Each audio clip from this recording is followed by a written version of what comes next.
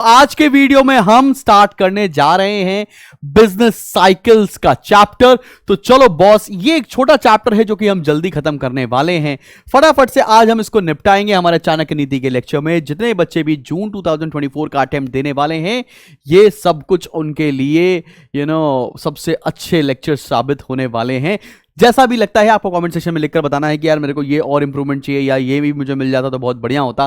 तो अपनी सारी डिमांड्स हमें कमेंट सेक्शन में लिखकर बताइए। तो चलिए शुरू करते हैं बिजनेस साइकिल्स के ऊपर। तो चलो, ये मैं एग्जैक्टली आपको मॉड्यूल से पढ़ाऊंगा बिकॉज ये पूरा थियोरेटिकल चैप्टर है। इसमें कुछ भी प्रैक्टिकल या इसमें कुछ भी प्रेजुडिसेस नहीं है जो पहले से लेकर आना चाहिए था। तो बहुत ज्यादा रीडिंग एप्टीट्यूड रखता हुआ ये चैप्टर है, लेकिन उसको भी कोशिश करूंगा कि मैं आपको ईजी वर्ड्स में समझाते चलूं। तो चलो आओ, दो बातें करने जा रहे हैं हम लोग। एक 1920s की बात करने जा रहे हैं जब UK saw rapid growth in GDP, production levels and standard living. The growth was fuelled by new technologies and production process such as assembly line. The economic growth was also called as unprecedented rise in the stock market values. तो वहां पर ये boom का समय था। अब ये boom क्या होता है अभी बताएंगे। एक और देखते हैं, चाइनाज रीसेंट इकोनॉमिक स्लोडाउन। अभी आपने देखा होगा चाइना में इकोनॉमी काफी स्लो डाउन हो गई है। And financial mayhem are fostering a cycle of decline and panic across much of the world as countries are nearly every continent see escalating risk of prolonged slums, political disruption and financial losses. तो economic slowdown होता है तो उसे क्या बोलते हैं? हर एक business के अंदर अलग अलग सिचुएशन आती रहती हैं अलग अलग समय पर। वो क्या सिचुएशंस होती हैं उनको हम पढ़ेंगे और उन्हीं को हम बोलते हैं बिजनेस साइकिल्स। तो चलो बेटा, आओ जरा हम बात करने जा रहे हैं कि बिजनेस साइकिल होती क्या है। Business cycle refers to alternate expansion and contraction of overall business activity as manifested in fluctuations in measures of aggregate economic activity such as gross national product, employment and income। जब हम business start करते हैं तो पहले हमारा business अगर मान लो बहुत ग्रो होता है, बहुत एक्सपांड होता है, तो उसमें जीडीपी भी बढ़ती है, एम्प्लॉयमेंट भी बढ़ता है, लोगों की स्टैंडर्ड ऑफ लिविंग भी बढ़ती है। फिर हमारा बिजनेस एक पीक पर पहुंचता है और उसके बाद डाउनफॉल होना शुरू होता है। ठीक है ना? फिर हम रिकवरी के फेज में आते हैं। ये सब क्या है आइए पढ़ते हैं एक वन बाय वन करके। तो 4 फेजेस में पूरी बिजनेस साइकिल को डिवाइड किया गया है। सबसे पहली साइकिल होती है बेटा एक्सपेंशन, जिसको हम लोग बूम और अपस्विंग भी बोलते हैं। दूसरी होती है पीक और बूम और प्रॉस्पेरिटी, मतलब हाईएस्ट आपने बोला अपने बिजनेस में ये हाईएस्ट पीक अचीव कर लिया है। थर्ड होता है कॉन्ट्रैक्शन, जिसको हम लोग डाउन स्विंग और रिसेशन भी कहते हैं। और सबसे बुरा होता है ड्रो और डिप्रेशन, ट्राउ भी बोलते हैं कई लोग इसको, और इसको डिप्रेशन तो अपन लोग इंडियन लोग इसको डिप्रेशन के नाम से जानते हैं। तो 4 स्टेजेस में पूरी बिजनेस साइकिल को डिवाइड किया गया है। एक एक करके हम सारी स्टेजेस पढ़ेंगे, सब कुछ समझेंगे। तो चलो भैया आओ देखते हैं एक डायग्राम के थ्रू। ये एक डायग्राम है जो एग्जैक्टली मॉड्यूल में भी बना हुआ है। ट्रो देख रहे हैं आप, डिप्रेशन, इसको क्या बोलते हैं आप? डिप्रेशन। जो सबसे लोएस्ट पीक होती है, लोएस्ट होता है, उसको बोलते हैं डिप्रेशन। अब यहां से आपने एक्सपेंशन करना शुरू किया, आप पीक पर पहुंचे, फिर आपने कॉन्ट्रैक्ट किया, फिर आपने एक्सपैंड किया, फिर पीक पर पहुंचे, फिर कॉन्ट्रैक्ट हुआ, फिर आप पीक पर आएंगे। तो ये चीज बताती है कि आपकी बिजनेस अलग अलग फेजेस में अलग अलग तरह से रिएक्ट करेगी और ये 4 फेजेस बिजनेस में लगे रहेंगे। ठीक है ना? तो चलो बेटा, हम लोग पढ़ने जा रहे हैं ये एक्सपेंशन क्या होता है साहिब। एक एक करके सारे पॉइंट इंपॉर्टेंट है, तो मेरे साथ रीड करिएगा और मैं ये आपको notes as it is provide कर दूंगा। ठीक है ना? आओ बच्चा पाड़ी देखते हैं ये एक्सपेंशन क्या होता है। Expansion phase is characterised by increase in national output. पहला कीवर्ड, जब हमारे देश का नेशनल आउटपुट बढ़े, इंप्लॉयमेंट बढ़े, एग्रीगेट डिमांड बढ़े, capital and consumer expenditure, sales profit, rising stock prices, bank credit बढ़े, इसको बोलते हैं हम लोग एक्सपेंशन। हमारे देश की तरक्की। एक्सपेंशन का मतलब क्या है? लोग आपको बैंक लोन देने के लिए तैयार हैं, एम्प्लॉयमेंट, आप बहुत नौकरियां निकाल रहे हैं, बहुत प्रॉफिट कमा रहे हैं, आपके स्टॉक मार्केट के प्राइसेस हमेशा बढ़ते चले जा रहे हैं, इसको बोलते हैं हम लोग expansion. This stage continues till there is full employment of resources. ये स्टेज तब तक चलती है जब तक आप फुल एम्प्लॉयमेंट पर नहीं आ जाते। फुल एम्प्लॉयमेंट मतलब you are optimally utilising your all the resources. ये तब तक स्टेज चलती है and production is at its maximum possible level. और प्रोडक्शन जो आप कर रहे हैं वो मैक्स लेवल पर कर रहे हैं। उसको हम लोग बोलते हैं एक्सपेंशन। बात समझ में आ रही है? इसके बाद देते हैं involuntary unemployment is almost zero. Involuntary unemployment क्या होता है? सबसे पहले देखो, अनएम्प्लॉयमेंट को भी दो कैटेगरी में बांटा हुआ है। वॉलेंट्री अनएम्प्लॉयमेंट मतलब मैं जानबूझकर नौकरी करना नहीं चाह रहा हूं, मुझे नौकरी मिल रही है लेकिन मैं नहीं करूंगा। इनवॉलेंट्री अनएम्प्लॉयमेंट का मतलब क्या है? मैं नौकरी करना चाहता हूं लेकिन मुझे नौकरी नहीं मिल रही है। एक्सपेंशन के फेज में क्या होता है? Involuntary unemployment is almost zero, मतलब जो लोग काम करना चाह रहे हैं उनको नौकरियां मिल रही हैं, उसको बोलेंगे involuntary unemployment is almost zero. And whatever unemployment is there, it is either frictional due to change of jobs और सस्पेंडेड वर्क और स्ट्राइक्स, और structural, that is unemployment because of structural changes in the economy. अब देखो frictional क्या होता है? Frictional मतलब क्या हो गया कि किसी ने स्ट्राइक कर दिया, इस वजह से वो नौकरी पर नहीं है, या कोई नई टेक्नोलॉजी आ गई जिसमें पुराने वर्कर्स को समझ में नहीं आता, जैसे कंप्यूटर आ गया तो बहुत सारे लोगों की नौकरियां चली गई थी, तो उसको फ्रिक्शनल और स्ट्रक्चरल अनएम्प्लॉयमेंट कहते हैं। केवल यही लोग अनएम्प्लॉयमेंट है, अनएम्प्लॉयड है, बाकी सबको एम्प्लॉयमेंट मिल रहा है। तीसरे पॉइंट पर आते हैं, एक्सपेंशन मतलब क्या है? Price and cost also tend to rise faster. महंगे होंगी चीजें, कॉस्ट बढ़ती जाएगी। क्या बोलता है? Goods amount of net investment occur and demand for all types of goods and services rises. यहां पर सबके पास पैसा है, सभी तरह के गुड्स की डिमांड बहुत ज्यादा बढ़ रही है। There is altogether increasing prosperity and people enjoy high standard of living due to high levels of consumer spending, business confidence, production, factor incomes, profits and investment, सब कुछ बढ़ रहा होता है। The growth rate eventually slows down and reaches its peak।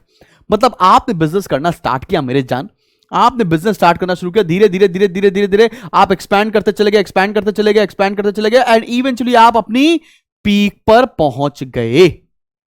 इस process को बोलते हैं एक्सपेंशन। ठीक है, बात समझ में? जैसे हमारी इंडिया की इकोनॉमी एक्सपैंड हो रही है, लोग जम के पैसा खर्चा कर रहे हैं, इंडिया के अंदर डिफेंडर भी खरीदते हैं, रेंज रोवर भी खरीदते हैं, वो वाले लोग भी हैं, बड़े बड़े महलों में रहने वाले भी लोग हैं, बहुत सारे बड़े बड़े बिलियनर्स भी हमारी कंट्री के अंदर हैं।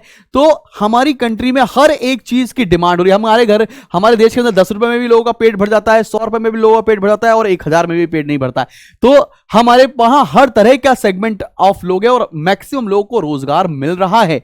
उस चीज को बोलते हैं हम लोग एक्सपेंशन। सब कुछ बढ़ रहा है, सब चीज में बढ़ोतरी हो रही है, और ये बढ़ोतरी होते होते होते एक दिन पीक पर पहुंच जाएगी, जैसे डेवलप्ड इकोनॉमी बन जाती है, जैसे यूएस हो गई है, यूके हो गई है, चाइना है।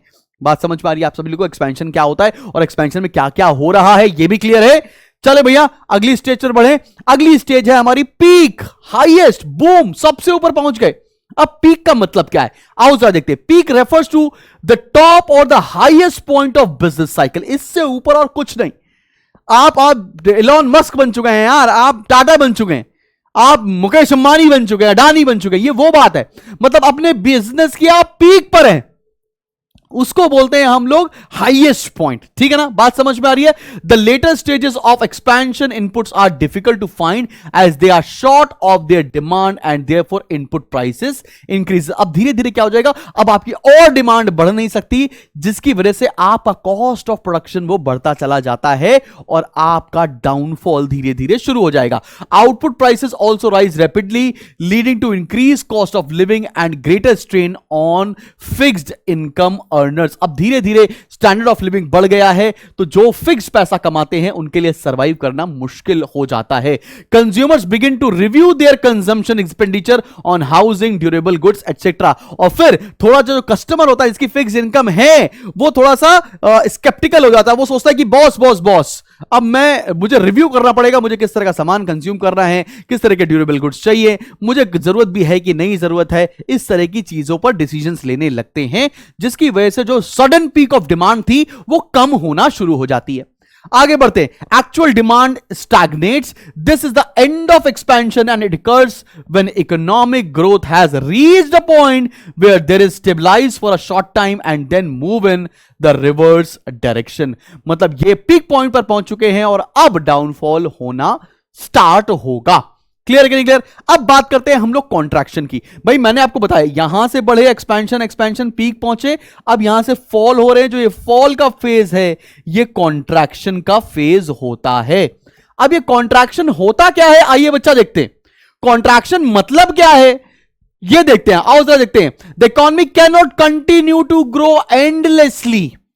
ठीक है ना, once peak is reached increase in demand is halted and starts decreasing in certain sectors. जब आपकी डिमांड पीक पर पहुंच चुकी है, उसके बाद आपका धीरे धीरे डिमांड कम होना शुरू हो जाएगा। During contraction there is fall in the levels of investment. अब और इन्वेस्टमेंट नहीं मिलेगा आपको, और fall in the level of employment as well, और लोगों को रोजगार भी नहीं मिलता है। Producers do not instantaneously recognise the pulse of the economy and continue anticipating higher levels of demand and therefore maintain their existing levels of investment and production. भाई इस समय क्या होता है, जब आप पीक पर होते हो ना, आप गिरते क्यों? क्योंकि आप जब पीक पर होते हो ना, तो आप अंधे हो जाते हो। आपको लगता है अरे ऐसे कैसे नहीं, मेरे पास इतने लोग हैं, मेरे पास इतना पैसा है, इतना इन्वेस्टमेंट है, मैं और डिमांड जनरेट करूंगा, और डिमांड जनरेट करूंगा, और डिमांड जनरेट करूंगा। और यहीं पर गलती हो जाती है। जब आप पीक पर पहुंचते हैं, आपको पता है आपका लेवल ऑफ प्रोडक्शन उतना सेम नहीं रह सकता, उतनी डिमांड नहीं है, तो आपको लेवल्स ऑफ प्रोडक्शन, आपके इन्वेस्टमेंट, अपने एम्प्लॉयमेंट को थोड़ा सा कट करना चाहिए, सो दैट आप बुलंदियों पर पहुंच चुके हैं, बुलंदियों पर ठहरना भी सीख लें। लेकिन इसी की गलती की वजह से कॉन्ट्रैक्शन शुरू हो जाता है। The consequence is a discrepancy और mismatch between demand and supply. Simple सी बात है भैया, डिमांड है नहीं और सप्लाई फुल टू आपकी करते चले आ रहे हैं। Supply far exceeds demand. Initially this happens only in few sectors at a slow pace but rapidly spreads to all sectors. धीरे धीरे धीरे धीरे डिमांड कम होना शुरू हो जाता है। अब इससे होगा क्या?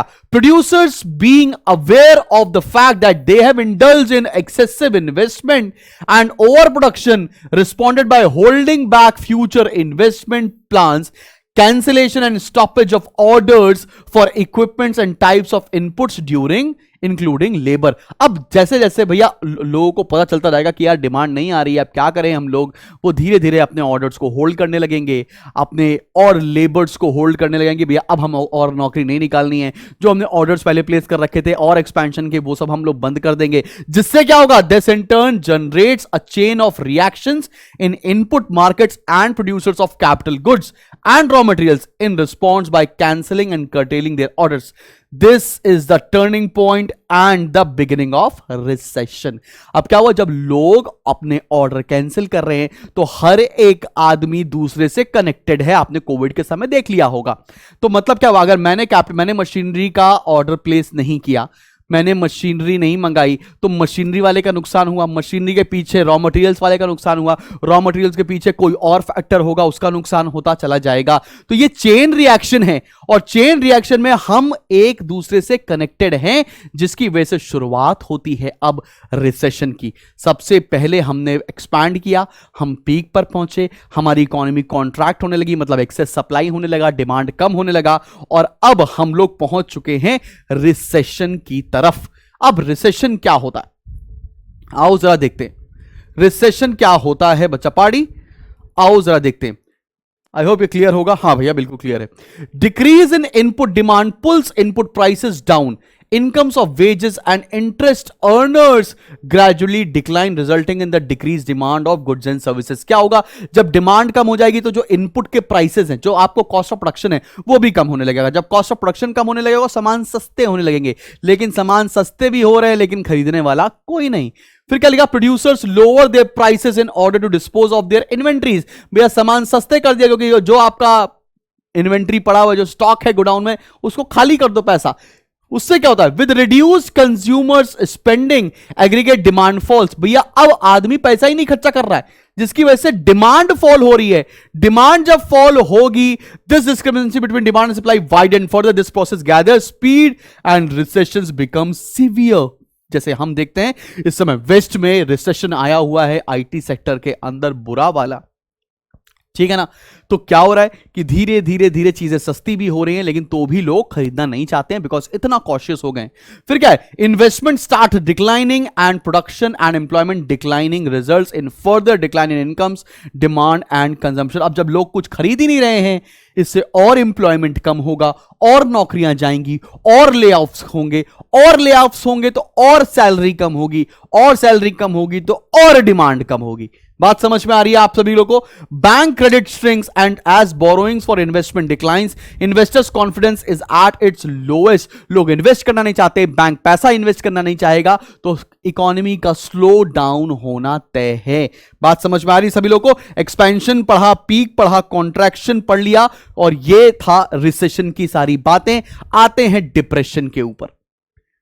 डिप्रेशन क्या है सर? अब ये किसी भी इकोनॉमी के लिए ना सबसे बुरा दौर होता है. इन्फ्लेशन बुरा नहीं होता है बेटा, बुरा सबसे ज्यादा होता है कि डिप्रेशन. डिप्रेशन का मतलब क्या है कि भैया सामान सस्ते हैं लेकिन लोग खरीदने को तैयार नहीं, क्योंकि लोगों के पास सस्ती सामान खरीदने के लिए भी पैसे नहीं है. अगर देखो अभी मर्सिडीज कितने की आ रही है, 2 करोड़ रुपए की आ रही है अच्छी वाली. 2 करोड़ देने के लिए पैसे हैं, अच्छी बात है. अब मर्सिडीज आ रही है 2 लाख रुपए की, तुम्हारे पास 2 लाख भी नहीं है. बुरा क्या है कि 2 करोड़ की आती है हमारे पास 2 करोड़. अब 2 लाख की आती है लेकिन 2 लाख भी नहीं है. बुरी वाली बात वो है, उसे डिप्रेशन बोलते हैं. आओ जरा जल्दी से देखते हैं कि डिप्रेशन है क्या, फिर रिकवरी की तरफ आते हैं. Depression is the severe form of recession, severe form of recession, and is characterized by extremely sluggish economic activities. During this phase, the business cycle growth rate becomes negative and the level of national income and expenditure declines rapidly. Growth rate negative पहुंच चुका होता है, economy एकदम sluggish हो जाती है, मतलब कोई भी डिमांड नहीं है, सप्लाई बहुत है, कुछ भी नहीं चल रहा है इकोनॉमी में. Demand for products and services decreases, prices are at their lowest and decline rapidly, forcing firms to shut down several production facilities since companies are unable to sustain their workforce. अब भैया सामान इतने सस्ते हो गए हैं कि अब बंद करने के अलावा कुछ बचेगा नहीं बिजनेस. ठीक है ना, बात समझ में आ रही है? Clear? A typical feature of depression is the fall in the interest rates. Fall in the interest rates का मतलब तुम समझ रहे हो? With lower rate of interest, people's demand for holding liquid money, that is cash, increases. Despite lower interest rates, the demand for credit declines because investors' confidence has fallen. Often it also happens that the availability of credit also falls due to possible banking or financial crisis. इसमें और दिक्कत आती है कि लोग investors नहीं मिलते हैं मार्केट में, लोग पैसा होल्ड करने लगते हैं, खर्चा नहीं करते हैं, और इससे अब बैंकिंग क्राइसिस भी शुरू होने वाली होती है, बिकॉज बैंक भी पैसा लेंड नहीं करेगा, और अगर बैंक पैसा लेंड कर देगा तो वो एनपीए बन जाएगा, नॉन परफॉर्मिंग एसेट्स, मतलब बैड डेट्स हो जाएंगे. Industries specially capital and consumer durable goods industry suffer from access capacity. Large number of bankruptcies and liquidation significantly reduces the magnitude of trade and commerce. ये severe recession को हम लोग depression कहते हैं, और कैसे कैसे आ रहा है वो बात समझ में आ गई. Once depression is there, अब प्रॉब्लम आएगी, अब मतलब रिकवरी की बारी है, मतलब हर अंधकार के बाद सूरज आता है, तो अब सूरज आने की बारी है. हम आ रहे हैं रिकवरी के फेज में, और रिकवरी क्या होता है आओ वो जानते हैं. रिकवरी का मतलब क्या है मेरे भाई? The economy can not continue to contract. एक मतलब बोलते ना, एक इंसान को इतना भी नहीं तोड़ सकते कि अब कुछ बचे ही नहीं. अब मेरे पास हारने के लिए कुछ बचा ही नहीं, क्योंकि मैं सब कुछ हार चुका हूं, तो अब मेरी रिकवरी ही होगी. इकोनॉमी इतने बुरे फेज में चली गई, डिप्रेशन में चली गई, अब उसको कुछ भी होगा तो अब रिकवरी ही होने वाली है. It reaches the lowest level of economic activity called trough and then starts recovering. Trough generally last for some time and marks the end of pessimism and the beginning of optimism. ठीक है ना, ये तो अंग्रेजी लिख दी. This reverse the process of reversal is initially felt in the labour market. Pervasive unemployment forces the workers to accept wage at lower prevailing rates. अब क्या होगा, जब नौकरियां चली जाती है ना, तो फिर लोग ना किसी भी सैलरी पर काम करने के लिए तैयार हो जाते हैं. तो जो हमारे लेबर्स हैं वो कम वेज रेट पर भी काम करने के लिए तैयार हो जाएंगे. अगर पहले 500 रुपए मिल रहा था दिहाड़ी, अब 100 रुपए मिल रहा है. क्या करें, भूखे मर जाएंगे, 100 रुपए पे भी काम करना स्टार्ट कर देंगे. तो ये साइन है ग्रोथ का भैया, लोगों ने काम पर जाना वापस शुरू कर दिया. The producers anticipate lower cost and better business environment. A time comes when business confidence takes off and gets better. Consequently, they start to invest again and to build stocks. The banking system starts expanding. Credit technology advancement require fresh investment into new types of machines and capital goods. Employment increases, aggregate demand picks up and prices gradually rise. धीरे धीरे businessman का confidence लौटता है, because उसको सब कुछ सस्ते में करने को मिल रहा होता है, एंड धीरे धीरे सारी चीजें बढ़ने लगेंगी. एम्प्लॉयमेंट बढ़ेगा, बैंकिंग सेक्टर से इन्वेस्टमेंट्स आएगी, इन्वेस्टर्स बढ़ेंगे, नई टेक्नोलॉजी आएगी, और वापस से इकोनॉमी धीरे रिवाइव होना शुरू हो जाएगी। इसी चीज को बोलते हैं हम लोग recovery. Beside price mechanism acts a self correcting process in a free enterprise economy, the spurring of investment causes recovery of the economy. This acts as a turning point from depression to expansion. वापस से depression से expansion की तरफ हम बढ़ने लगेंगे, production बढ़ेगा, employment improve होगी और साथ में कंज्यूमर विल ऑल्सो एक्सपेंडिचर, मतलब कंज्यूमर और पैसा खर्च करना शुरू कर देगा। Increase spending causes increase in aggregate demand. अब जैसे जैसे लोग पैसा खर्चा करेंगे वैसे वैसे डिमांड बढ़ेगी, वैसे वैसे डिमांड बढ़ेगी तो प्राइसेस बढ़ेंगे और इकोनॉमी वापस से बूम की तरफ बढ़ने लग जाएगी। तो बात समझ में आ गई सभी लोगों को? कोई दिक्कत कोई परेशानी तो नहीं? चलो बच्चा आगे बढ़ते हैं हम लोग। आई होप तुमको यह दिख नहीं रहा होगा, लेकिन मैं तुमको बता देता हूं ये है क्या। चलो बच्चा पाड़ी आओ जरा देखते हैं। हम बात करने जा रहे हैं इकोनॉमिक इंडिकेटर्स की। हम बात करने जा रहे हैं इकोनॉमिक इंडिकेटर्स की।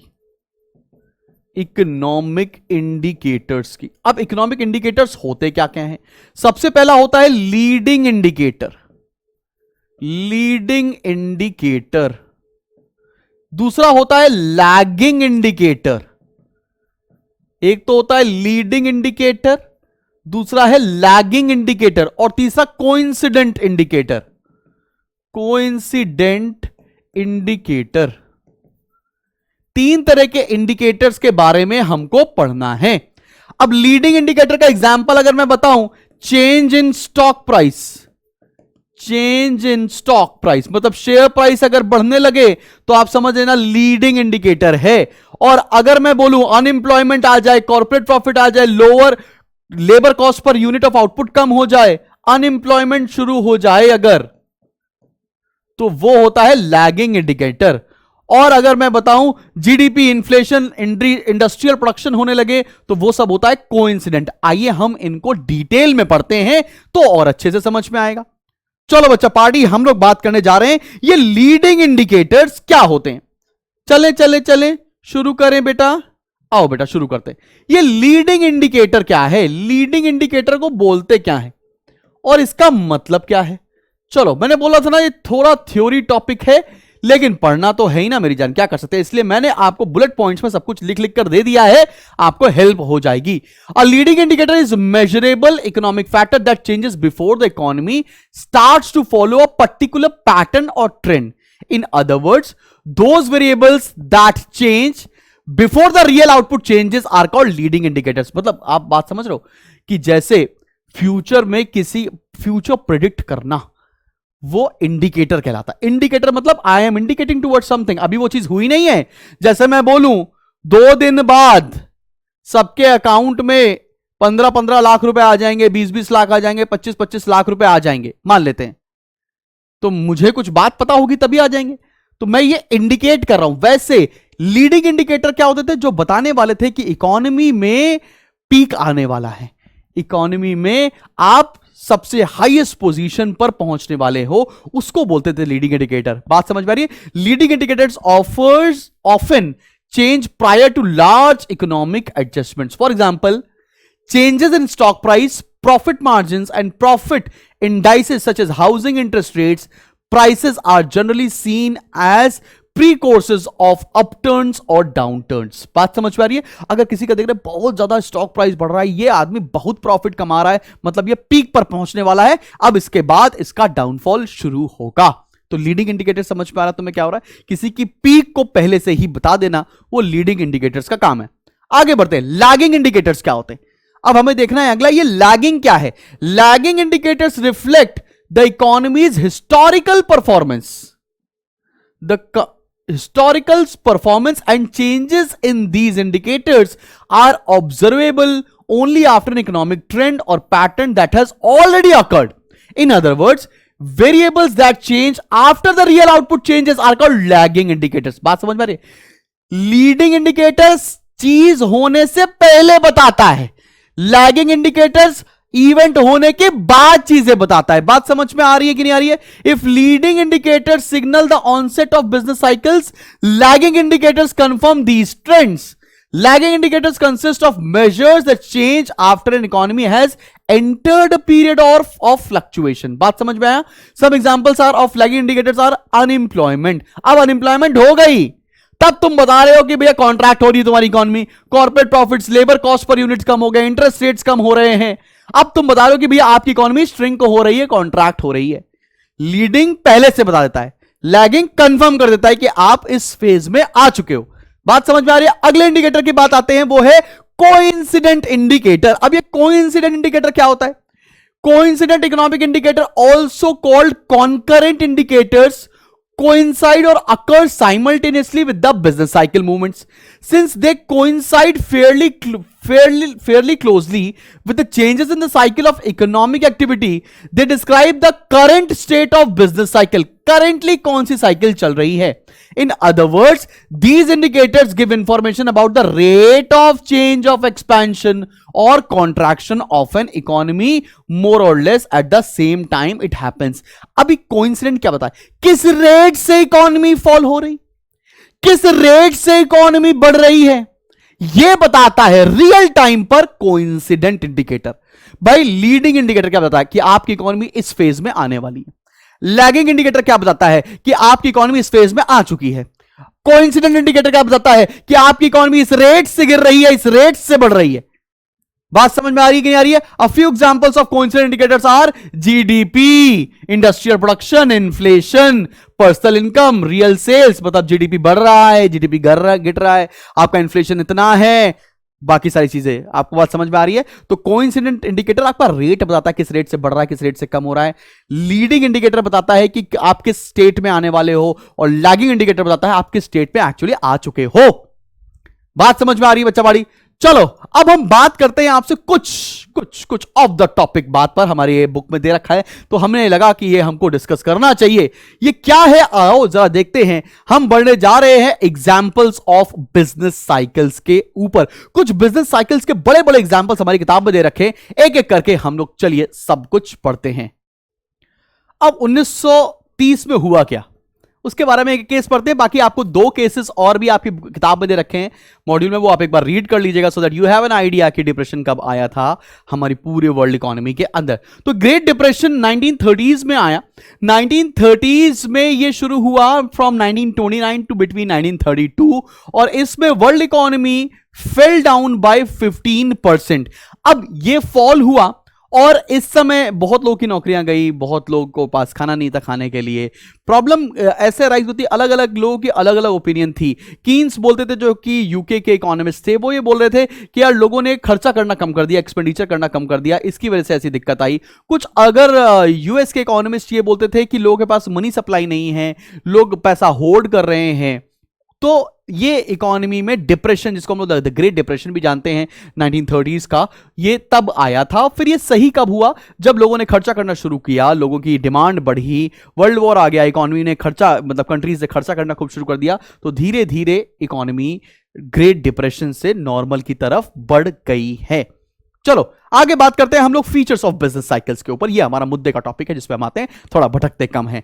फीचर्स ऑफ बिजनेस साइकिल्स के ऊपर आ जाए तो पहला क्या होता है भैया? Business cycles occur periodically, although they do not exhibit the same regularity, the duration of these cycles very, the intensity of the fluctuation also very. जैसे 1930s में जो डिप्रेशन आया था वो अलग ही लेवल का था, फिर 2008 में जो आया वो अलग लेवल का था. ठीक है, तो इसकी इंटेंसिटी वेरी करती रहती है, इसका टाइम फ्रेम भी वेरी करता रहता है. ठीक है ना? तो ये साइक्लिकल होता है, कब आएगा किसी को नहीं पता है. बात समझ में आ रही है? Business cycles have distinct phases of expansion, peak, contraction and depression. These phases seldom display smoothness and regularity.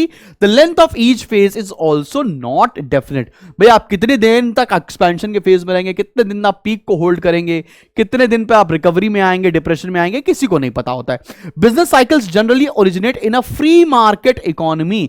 Free market economy का होती है जो कंट्रोल नहीं होती है, मैंने आपको ये चैप्टर नंबर 1 में भी पढ़ाया है. They are pervasive as well. Disturbance in one or more sectors get easily transmitted to all other sectors. एक सेक्टर में दिक्कत आई, सारे सेक्टर्स में दिक्कत आना शुरू हो जाती है। Although all sectors are adversely affected by business cycles, some sectors such as capital good industries, durable consumer good industry etcetera are disproportionately affected. मतलब एक जैसे इफेक्ट नहीं होते। Moreover compare to agriculture sector, the industrial sector is more prone to adverse effects of trade cycles. भाई देखो, खाना तो खाना ही है, तो एग्रीकल्चर सेक्टर उतना ज्यादा इफेक्ट नहीं होता जितना ज्यादा मैन्युफैक्चरिंग सेक्टर इफेक्ट होता है। Business cycles are exceedingly complex phenomena. They do not have uniform characteristics and cause.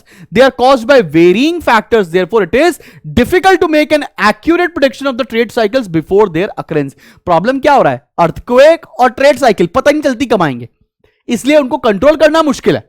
बात समझ में? तूफान आने वाला है, पता चल जाता है कि भैया वो तूफान है, यहां दिक्कत आएगी, वहां पर आ रहा है, उस शोर पर आ रहा है, हमको पता होता है, हमारा मौसम विभाग बता देता है। लेकिन अर्थक्वेक कब आएगा, ट्रेड साइकिल में डिप्रेशन कब आ जाएगा, किसी को नहीं पता होता है, इसलिए इसको मुश्किल होता है कंट्रोल करने के लिए। बात समझ में आ रही है? और देखते हैं, repercussions of business cycles get simultaneously felt on nearly all economic variables, output, employment, investment, consumption, interest, trade and price levels. इसका इंपैक्ट हर एक बंदे पर, हर एक लेवल पर होता है। बात समझ में आ रही है? Business cycles are contagious and are international in character. ये बिजनेस साइकिल बिल्कुल कोविड जैसी है, एक को हुआ सबको फैलेगा भाई साहब, ठीक है ना। They begin in one country and mostly spread to other countries through trade relation. For example, the Great Depression of 1930s in the USA and the Great Britain affected almost all the countries, specially the capitalist countries of the world. Business cycles have serious consequence on well-being of the society because standard of living employment पर जुड़ी है। employment आपकी नहीं रहेगी तो आपका social well-being भी जाएगा। तो ये फीचर्स आप सभी को समझ में आ गए होंगे होपफुली। अब आते हैं causes of business cycles के ऊपर, जरा फटाफट से ये भी निपटा लिया जाए। causes क्या है? Business cycles occur due to external causes or internal causes or a combination of both. The 2001 recession was preceded by an absolute mania in dot-com and technology shocks, while in 2007-9 recessions followed by a period of unprecedented speculation in the US housing market. इस समय 2007-9 में क्या हुआ था? US में banking crisis आ गई थी ना, एनपीएस हो गए थे। उसके पहले 2001 में .com जो हमारा .com बर्स्ट हुआ था, उसके वो एक अलग स्कैम था जिसकी वजह से डिप्रेशन आया था। तो वो अभी आपको मिल गए हैं, आप मॉड्यूल्स उसको रीड कर सकते हैं, कोई दिक्कत वाली बात नहीं है। और 1930s वाला मैंने आपको बता ही दिया। कौन से फैक्टर्स हो सकते हैं? अब कई सारे फैक्टर्स हैं, एक एक करके हम लोग इसको डिस्कस कर सकते हैं। कुछ इंटरनल फैक्टर्स बोल रखे हैं, जैसे fluctuations in effective demand, fluctuations in investments, variations in government spending, macroeconomic policies, money supply, psychological factors, ये सारे होते हैं internal factors। और external factors में होता है war, post war reconstruction, technology shocks, natural factor, population growth, ये सारे होते हैं एक्सटर्नल फैक्टर्स। तो चलो भाई धीरे धीरे करके हम लोग इंटरनल फैक्टर्स को पहले डिस्कस करने जा रहे हैं। और पहला इंटरनल फैक्टर जो हमें डिस्कस करना है वो है फ्लक्चुएशन इन इफेक्टिव डिमांड। मतलब हमारे प्रोडक्ट्स की डिमांड धीरे धीरे कम होने लग जाएगी तो इवेंचुअली आप डिप्रेशन के फेज में आ जाएंगे। वैसे तो मैं आसान भाषा में बता सकता हूं, लेकिन एक बार हल्का फुल्का रीड कर लेते हैं, बिकॉज हमारा मॉड्यूल क्या कह रहा है। कीन्स क्या कहता था? Fluctuation in economic activities are due to fluctuations in aggregative effective demand. Effective demand refers to the willingness and ability of the consumer to purchase at different prices. बता चुका हूं डिमांड के बारे में। In a free market economy when where maximisation of profit is the aim of business, a higher level of aggregate demand will induce businessman to produce more. अब होता क्या है? As a result there will be more output, income and employment. However, यहां से पढ़ना बहुत ध्यान से, if aggregate demand outstrips aggregate supply it causes inflation. अगर डिमांड ज्यादा हो जाएगी सप्लाई से तो इकोनॉमी में इन्फ्लेशन आता है, मतलब चीजों की प्राइसेस बढ़ते हैं। As against this, if aggregate demand is low there will be lesser output, income and employment. Investors sell stocks and buy safe haven investment that traditionally do not lose value such as bonds, golds and the US dollar. अब क्या होने लगेगा? जब demand कम होने लगेगी तो eventually production कम हो जाएगा, एम्प्लॉयमेंट कम हो जाएगा, इन्वेस्टर्स पैसा खींच लेंगे और इकोनॉमी में डिप्रेशन बढ़ने लगेगा। डिप्रेशन की तरफ हम बढ़ने लगेंगे, इकोनॉमी कॉन्ट्रैक्ट होने लगेगी। बात समझ में आई? क्लियर? अब आते हैं अगले मेथड पे। अगला मेथड है हमारा फ्लक्चुएशंस इन इन्वेस्टमेंट्स। अब ये फ्लक्चुएशंस इन इन्वेस्टमेंट का मतलब क्या है आओ जरा देखो। ठीक है भैया, लिखा क्या है? Investments fluctuate quite often because changes in profit expectation of entrepreneurs. New inventions may cause entrepreneurs to increase investments in projects which are cost efficient or more profit inducing. भाई देखो, अब तुमने सुना होगा ना, हमने शार्क टैंक सब लोग देखते हैं, तुम्हें समझ में आएगा कि कौन किसके बिजनेस में पैसा डालता है. हम किसी के बिजनेस में पैसा कब डालते हैं? जब हमको लगता है कि वहां से हमको रिटर्न मिलेगा. अब जब हम देख रहे हैं एक किसी प्रोडक्ट की डिमांड कम हो रही है, वो पैसा मर जाएगा अगर वहां हम डालेंगे. तो जिसकी वजह से क्या होता है कि लोग इन्वेस्ट करना कम कर देते हैं. इसी को बोलते हैं हम लोग फ्लक्चुएशंस इन इन्वेस्टमेंट्स. इन्वेस्टमेंट्स में rise when the rate of interest is low in the economy. जब भैया हमको सेविंग अकाउंट में कम रिटर्न मिल रहा होगा, तुम्हारे बिजनेस में ज्यादा रिटर्न मिल रहा होगा, तो लोग इन्वेस्ट ज्यादा करेंगे. और लोग इन्वेस्ट कब कम करेंगे? जब हमको बैंकों में इंटरेस्ट ज्यादा मिल रहा होगा और बिजनेस में रिटर्न कम मिल रहा होगा. बात समझ में आ रही है? Increase in investment shifts the aggregate demand to the right, leading to an economic expansion. अगर इन्वेस्टमेंट बढ़ता है तो लोगों की इनकम बढ़ती है और डिमांड शिफ्ट हो जाती है राइट साइड, मतलब डिमांड इंक्रीज हो जाती है. और डिमांड इंक्रीज होगी तो इकोनॉमी बूम की तरफ काम करेगी. Decrease in investment have the opposite effect. बात समझ में आ रही है? अब आते हैं थर्ड पॉइंट के ऊपर, वो है वेरिएशंस इन गवर्नमेंट स्पेंडिंग. अब वेरिएशंस इन गवर्नमेंट स्पेंडिंग का क्या पॉइंट है, आओ जरा देखा जाए. बोलते क्या, fluctuations in government spending with its impact on aggregate economic activity results in business fluctuations. अभी होता क्या, अगर सरकार अपने बहुत सारे डेवलपिंग वर्क करती है, जैसे इंडिया एक डेवलपिंग इकोनॉमी है, इंडिया के अंदर सरकारें पैसा बहुत खर्च कर रही है. नितिन गडकरी जी रोड बना रहे हैं, डैम्स बना रहे हैं, ब्रिजेस बन रहे हैं, सारी चीजें. अगर डेवलपमेंट एक्टिविटी देश के अंदर चलती रहती है तो लोगों की जेब में पैसा आता रहता है, इंप्लॉयमेंट मिलता रहता है. और जब तक लोगों की जेब में पैसा आता रहेगा, इंप्लॉयमेंट मिलता रहेगा, डिमांड मेंटेन रहेगी, डिमांड सस्टेन करेगी. और डिमांड सस्टेन करेगी इसलिए उस देश में डिप्रेशन जल्दी नहीं आता है. इसलिए टचवुड हमारे भारत देश आज तक किसी भी नेशनल क्राइसिस से बचा हुआ है और कभी भी उसका इंपैक्ट हमारे देश के ऊपर नहीं आया, बिकॉज हमारी इकोनॉमी डेवलपिंग है. हमारी इकोनॉमी में निरंतर खर्चे होते रहते हैं. आइए बात करते हैं वेरिएशंस इन गवर्नमेंट स्पेंडिंग की. क्या बोलते हैं, government spending specially during and after wars has destabilising effects on the economy. Macro economic policies के बारे में आते हैं और डिस्कस करते हैं कि मैक्रो इकोनॉमिक पॉलिसीज क्या है. अब तो वेरिएशंस इन गवर्नमेंट स्पेंडिंग तो समझ में आ गया ना, कि गवर्नमेंट अगर अलग अलग समय पर अलग अलग पैसा खर्चा करेगी जिससे हमारी डिमांड फ्लक्चुएट करेगी. डिमांड फ्लक्चुएट करेगी तो उससे इन्फ्लेशन डिफ्लेशन जैसी प्रॉब्लम्स आएंगी. क्लियर है? वेरिएशंस इन गवर्नमेंट स्पेंडिंग समझ में आ गया.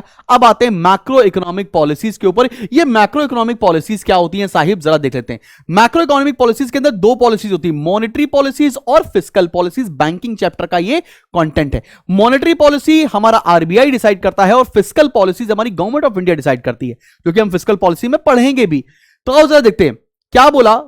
Expansionary policy such as increase government expenditure, tax cuts are the most common methods of boosting aggregate demand. भाई देखो, अगर मुझे फिस्कल पॉलिसी से डिमांड को बढ़ाना है तो मैं डिमांड को कैसे बढ़ाऊंगा? मैं गवर्नमेंट एक्सपेंडिचर बढ़ा दूंगा, सरकार ज्यादा खर्चा करेगी, लोगों की ज्यादा इनकम आ जाएगी.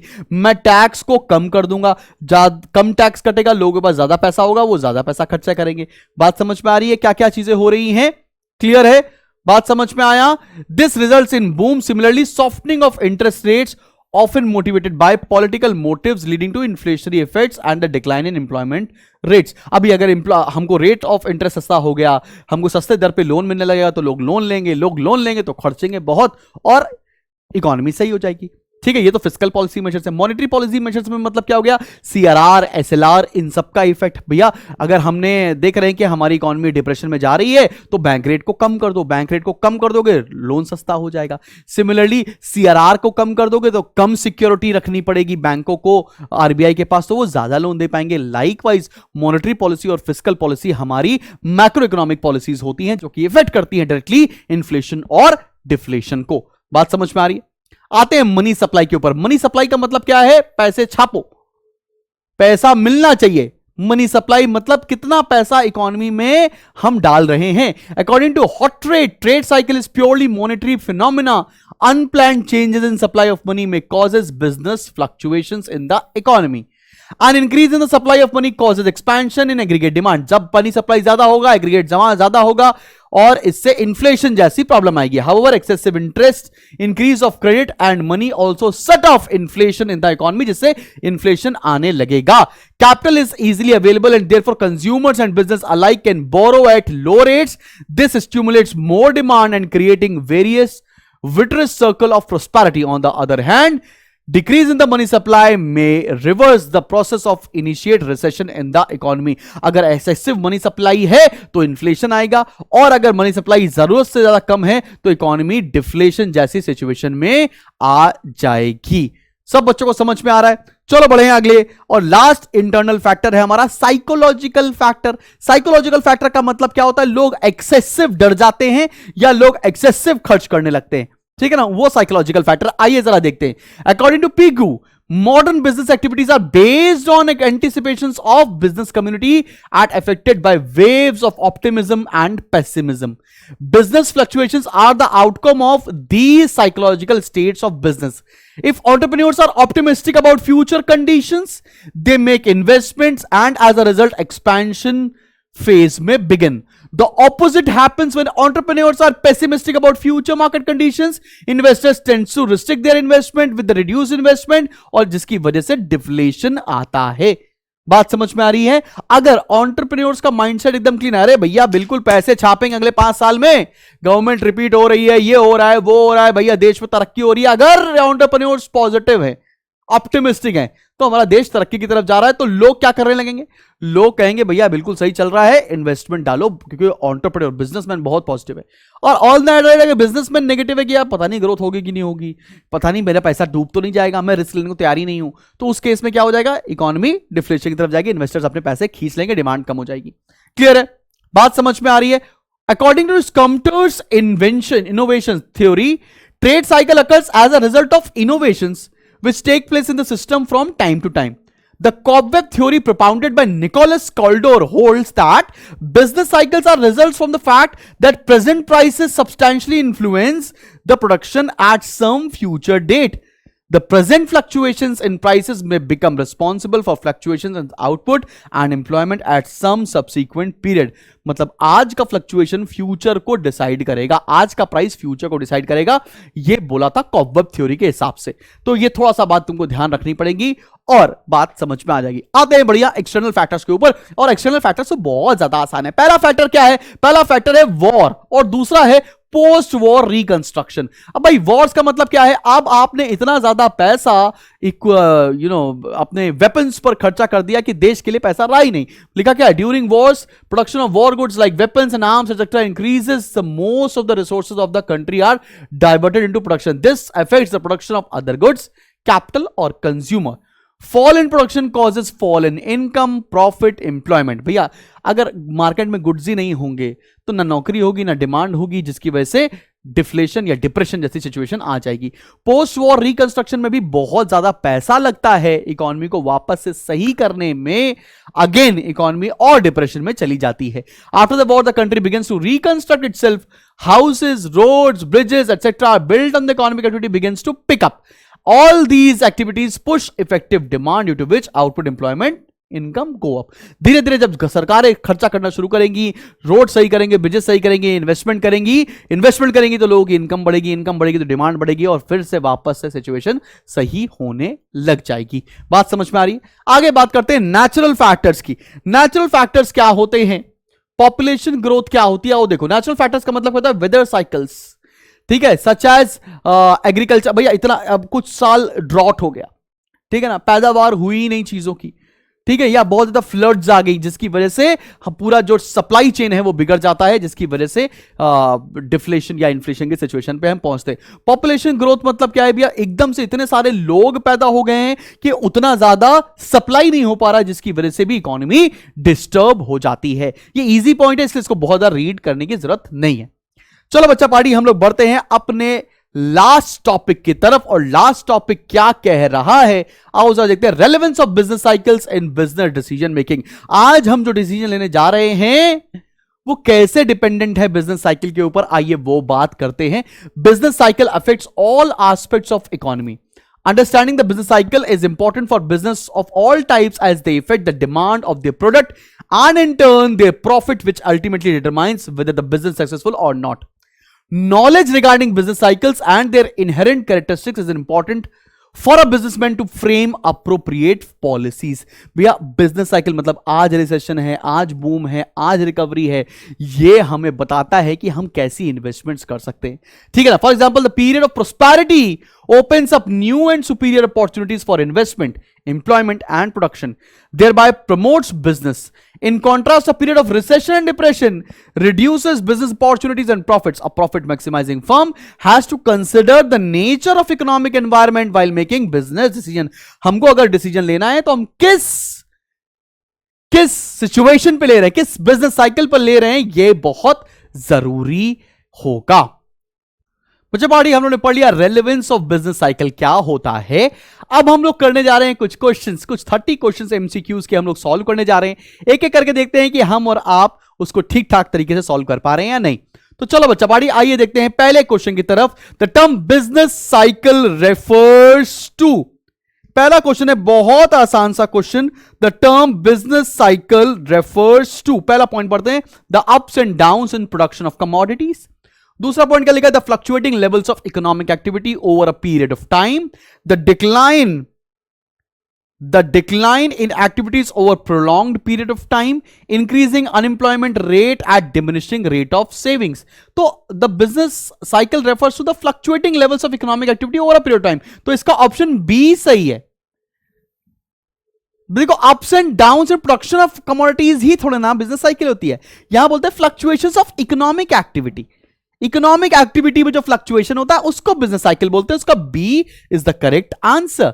चलो बच्चा बाड़ी अगले क्वेश्चन की तरफ देखते हैं. A significant decline in general economic activity extending over a period of time is. अब भाई देखो significant decline in general economic activity बोल रखा है, decline in general economic activity बोला है, तो इसे क्या बोलते हैं.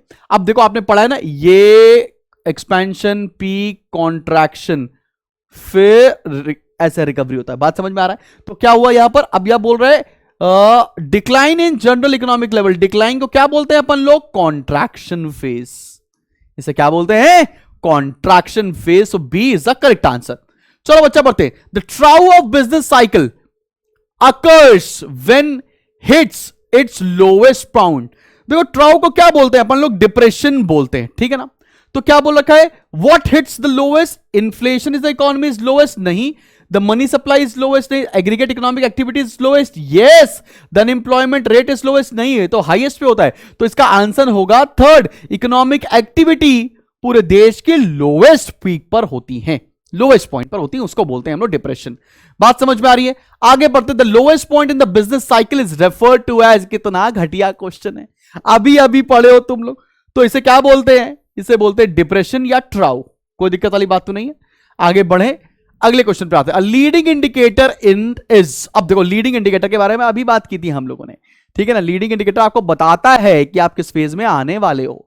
लिखता है variable that tends to move along with the level of economic activity, और साथ में a variable that tends to move in advance of aggregative economic activity. yes B पहले से बताता है एडवांस में. along जो मूव करते हैं वो कॉन्करेंट होते हैं.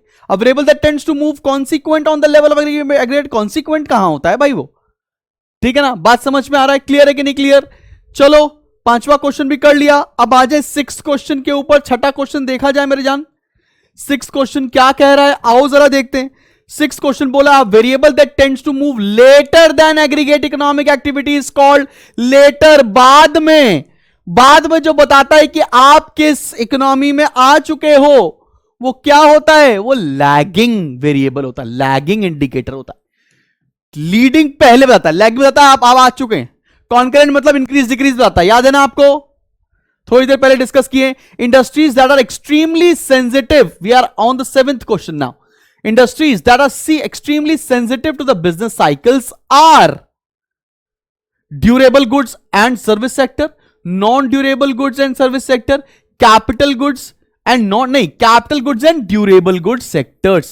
तो 7वें क्वेश्चन में कैपिटल गुड्स, अभी हम लोग डिस्कस किया था, एग्रीकल्चर सबसे लीस्ट होता है और कैपिटल गुड्स और ड्यूरेबल गुड्स वाली इंडस्ट्री सबसे ज्यादा इफेक्टेड होती है इन बिजनेस साइकिल से। आते हैं क्वेश्चन नंबर 8 के ऊपर। क्वेश्चन नंबर 8 क्या बोल रहा है बच्चा पार्टी, आओ जरा देखो। A decrease in government spending would cause, अब गवर्नमेंट ने खर्चा करना कर दिया है कम, जिससे लोगों की इनकम कम हो जाएगी, डिमांड कम हो जाएगी। Aggregate demand curve shift to the right, अगर राइट हो जाती है तो डिमांड बढ़ती, तो एग्रीगेट एक्सपेंडिचर बढ़ने पर होगी। Aggregate demand curve to shift to the left, a movement down and the right along the aggregate demand curve, a movement up to the left along the aggregate demand curve. तो भैया इसका क्या मतलब है, aggregate demand curve shifts to the left मतलब demand कम हो जाती है, ठीक है ना। बात में एग्रीगेट एक्सपेंडिचर से डिमांड कम होती है तो लेफ्ट साइड शिफ्ट करेगी, ठीक है। बात समझ में आ गया, इजी क्वेश्चन है। क्वेश्चन नंबर 9 के ऊपर आ जाए बच्चा पाड़ी, आओ जरा 9th क्वेश्चन देखते हैं क्या बोल रहा है। Which of the following does not occur during expansion, expansion में क्या अकर नहीं करता है। Consumers purchase of all types of goods tend to rise, ये तो अकर करता है, ये तो ट्रू है, हमको नॉट ट्रू चाहिए। इंप्लॉयमेंट लेवल इंक्रीजेस, बिल्कुल। Business profits and business confidence increases, yes. इसका मतलब आंसर हो जाएगा none of these, D option, 9th का D option is the correct option. चले बच्चा पार्टी बढ़े आगे, 10th क्वेश्चन के ऊपर आ जाएं। 10th क्वेश्चन देखें क्या कह रहा है, आओ जरा देखते हैं 10th क्वेश्चन क्या कह रहा है बच्चा पार्टी।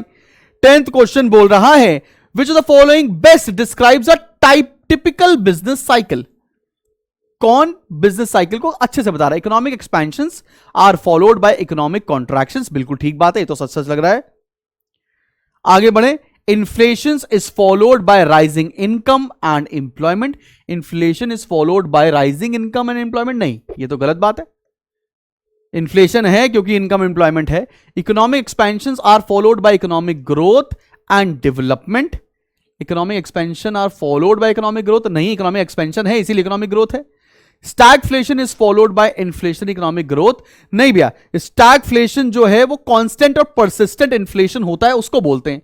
तो मेरे हिसाब से इसका आंसर ए होना चाहिए, economic expansions are followed by economic contractions. पहले एक्सपेंशन होगा, पीक पहुंचेंगे, फॉलोड बाय कॉन्ट्रैक्शन। तो मेरे हिसाब से 10th का ऑप्शन नंबर ए बिल्कुल ठीक होना चाहिए। चले बढ़े अगले क्वेश्चन की तरफ आ जाए बच्चा बाड़ी, आओ बढ़ते हैं।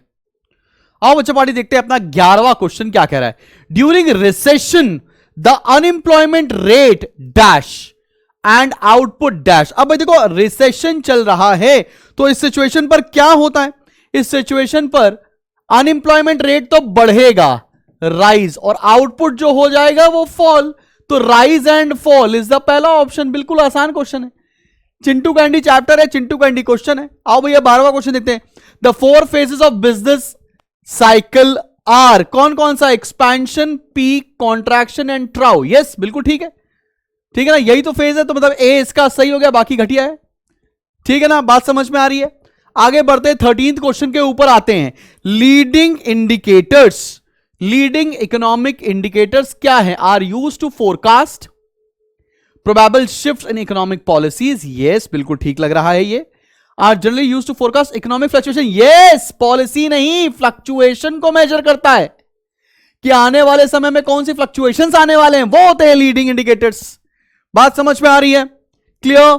14th क्वेश्चन पर आते हैं। When aggregate economic activity is declining, aggregate economic activity पूरे देश में, पूरे वर्ल्ड में इकोनॉमिक एक्टिविटी कम हो रही है, the economy is said to be in, क्या होगा इसका आंसर, कॉन्ट्रैक्शन। यस, जब पूरी इकोनॉमिक एक्टिविटी फॉल होती है उसको कॉन्ट्रैक्शन बोलते हैं, बिल्कुल सही बात है। एक्सपेंशन गलत है, डिप्रेशन बिल्कुल गलत है, टर्निंग पॉइंट नहीं, तो इसका आंसर है कॉन्ट्रैक्शन, बिल्कुल ठीक। क्वेश्चन नंबर 15 के ऊपर आते हैं। पीक्स एंड ट्राउज मतलब डिप्रेशंस, ठीक है ना, are of the business cycle are collectively known as, क्या है भैया जरा बताते। Peaks and troughs of the business cycle are collectively known as turning points, they are known as turning points, because peak से क्या होता है, कॉन्ट्रैक्शन, और ट्राउज से क्या होता है, रिकवरी। बात समझ में आ रही है। The probable outcome of an increase in money supply, अगर मनी सप्लाई बढ़ेगी तो डिमांड बढ़ेगी, इंप्लॉयमेंट बढ़ेगा, वापस से सिचुएशन बूम की तरफ आएगी, ठीक है ना। तो ये क्या होता है, the most probable outcome of an increase in the money supply is interest rates to rise, investment spending to rise, aggregate demand to rise. इसमें सारे ऑप्शन तो ठीक नहीं लग रहे हैं। आगे बढ़ते हैं, उसके बाद क्या लिखा, interest rates to rise, investment spending to fall, aggregate demand to fall. Aggregate demand to fall होगी नहीं राइज इन मनी सप्लाई से। Interest rates to fall, investment spending to rise and aggregate demand to rise, ये सही लग रहा है। Investment बढ़ता है, एग्रीगेट डिमांड बढ़ती है, ये बात ठीक है। और इंटरेस्ट रेट कम हो जाते हैं मनी सप्लाई बढ़ने से। इंटरेस्ट रेट सस्ता होता है तभी तो मनी सप्लाई बढ़ेगी, जब आपको लोन सस्ता मिलेगा। तो इसका ऑप्शन सी बिल्कुल सही लग रहा है। और डी भी पढ़ लेते हैं, interest rate to fall, investment spending to fall. नहीं भैया, डी ऑप्शन तो बिल्कुल भी गलत है। तो 16th का C option is the correct option. आते हैं 17th क्वेश्चन के ऊपर, क्या कह रहा है, which the following is not a characteristics of business cycle. ऐसा कौन सा पॉइंट है जो कैरेक्टरिस्टिक्स बिजनेस साइकिल का नहीं है। Business cycles have serious consequences on the wellbeing of the society, या है ये तो कॉन्सिक्वेंस, ये तो कैरेक्टरिस्टिक्स है। बिजनेस साइकिल्स अकर पीरियडिकली, ये भी सही बात है। Business cycles have uniform characteristics, नहीं, बिजनेस साइकिल कभी भी यूनिफॉर्म कहां होता है, ये नहीं है। Business cycles are contagious and बिल्कुल कॉन्टेजियस होते हैं। तो C option is the correct option because ये कैरेक्टरिस्टिक्स नहीं है। आते हैं, बढ़ते हैं अगले क्वेश्चन की तरफ। और अगला क्वेश्चन क्या कह रहा है, 18th क्वेश्चन, आओ जरा देखो 18th क्वेश्चन क्या बोल रहा है बच्चा पार्टी। 18th क्वेश्चन बोला economic recessions shares all of these characteristics except. Economic recession है, ये सारे कैरेक्टरिस्टिक्स है, एक कैरेक्टरिस्टिक्स नहीं है। Fall in the levels of investment unemployment and employment, ये भी कैरेक्टरिस्टिक्स है। Income of wages and interest earners gradually decline, बिल्कुल ठीक बात है। Investors confidence is adversely affected, बिल्कुल ठीक बात लग रही है। तो डी ऑप्शन लग रहा है क्या 18th का, investment in the price of inputs due to increase in the price of inputs due to increase in demand. नहीं भैया, यस, डिमांड बिल्कुल भी इंक्रीज नहीं होती। इसका मतलब D option is the correct option, यही कैरेक्टरिस्टिक्स नहीं है आपके रिसेशन की। बढ़ते हैं 19th क्वेश्चन के ऊपर। 19th क्वेश्चन क्या कह रहा है, आओ जरा बच्चा पाड़ी 19th क्वेश्चन को उठा के पटका जाए। The different phases of business cycles do not have the same length and severity, बिल्कुल ठीक बात है, करेक्ट लग रहा है। Expansion phase always last more, नहीं। Last many years and difficult to get over in short periods, नहीं। None of नहीं, तो इसका ऑप्शन तो ए सही है बिकॉज किसी की भी लेंथ कोई भी सर्टेन नहीं होती है। चलिए भैया 20th क्वेश्चन के ऊपर आ रहे हैं और देखते हैं क्या बोल रहा है 20th क्वेश्चन। 20th क्वेश्चन बोल रहा है which of the following is not an example of coincident indicator. Industrial production, ये तो इंडस्ट्रियल प्रोडक्शन तो इंडिकेटर है। इंडस्ट्रियल प्रोडक्शन बताया किस रेट से ग्रोथ हो रही है, इन्फ्लेशन किस रेट से हो रहा है, रिटेल सेल्स किस रेट से हो रही है, new orders of plant and equipment. ये क्वेश्चन ट्रिकी है। New orders of plant and equipments, मतलब ये तीन तो लग रहे हैं, तो इसका एलिमिनेशन मेथड से तो मुझे आंसर डी लग रहा है। New orders of for plant and equipment, भाई कितने ऑर्डर हुए, किस रेट से हो रहे हैं, कैपिटल गुड्स किस रेट से आ रहे हैं, ये मेरे को हिसाब से 20th का D is the correct option. बाकी आप लोग भी कमेंट सेक्शन पे क्लिक करके बताना मेरे को क्या है। According to trade cycles occur due to onset of innovation, according to trade cycles occur due to onset of innovations, बिल्कुल सही बात है। ये कहा किसने था, ये कहा था स्कम्प्टर ने। इस अब देखो क्या है, SCHUMPETER। अब अलग अलग देश अलग अलग इसका प्रोनाउंसिएशन, ठीक है ना। तो कभी कभी स्कूल, कहीं कहीं स्कूल में हम पीटर बोलते हैं, इसको स्कम्पीटर बोलते हैं, ठीक है ना, और स्कम पीटर बोलते हैं। अलग अलग किताबों में अलग अलग है भैया, ठीक है ना। तो पर हम तुम देना सबसे मुश्किल लैंग्वेज थी। 22वां क्वेश्चन देखते हैं। इकोनॉमिक इंडिकेटर्स के बारे में बात करिए आप। One stroke solution to check the phase of economy, नहीं भैया। Indicators showing the movements of economy, नहीं। Some activities which predict the direction of economy, yes, just an illusion, नहीं। तो उसका C option is the correct option, ठीक है ना। बात समझ में आ रही। सम एक्टिविटीज विच प्रिडिक्ट कि किस डायरेक्शन में हमारी इकोनॉमी मूव करने वाली है, उसको इकोनॉमिक इंडिकेटर्स कहते हैं। तो 22 का C is the correct option. 23rd question पे आते हैं। When all economic indicators is required to predict the turning point of business cycle, it is leading, lagging, coincident. इसमें होगा ऑल ऑफ द अबव, ठीक है ना। सारे इंडिकेटर्स यूजफुल होते हैं इस पर्टिकुलर चीज के लिए, टर्निंग पॉइंट बताने के लिए। तो 23 क्वेश्चन तक हम लोगों ने कर लिया है। बढ़ते हैं बच्चा बाड़ी 24th क्वेश्चन के ऊपर। Business cycle generally originates in a free market economies. What is a free market economy, chapter number 1 की बात आ गई भाई। Which is a free market economy, जल्दी से बताओ तो जरा। 24th क्वेश्चन बहुत आसान है।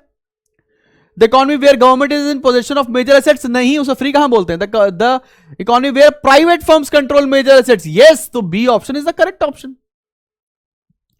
ठीक है ना, उसको फ्री इकोनॉमी बोलते हैं। 25th क्वेश्चन पर आते हैं, विच of the following is correct, सही वाला बताना है, याद रखना बेटा। आगे बढ़ते हैं, क्वेश्चन पढ़ो। The business cycle largely affects the agriculture sector, कभी नहीं, मैंने बताया agriculture sector least affected sector होता है। The business cycle largely affects small employees, नहीं, हमेशा बिग इंप्लॉइज इफेक्ट होते हैं। The business cycle generally affects all sectors of the economy but business sectors in particular, तो 25th का C is the correct job.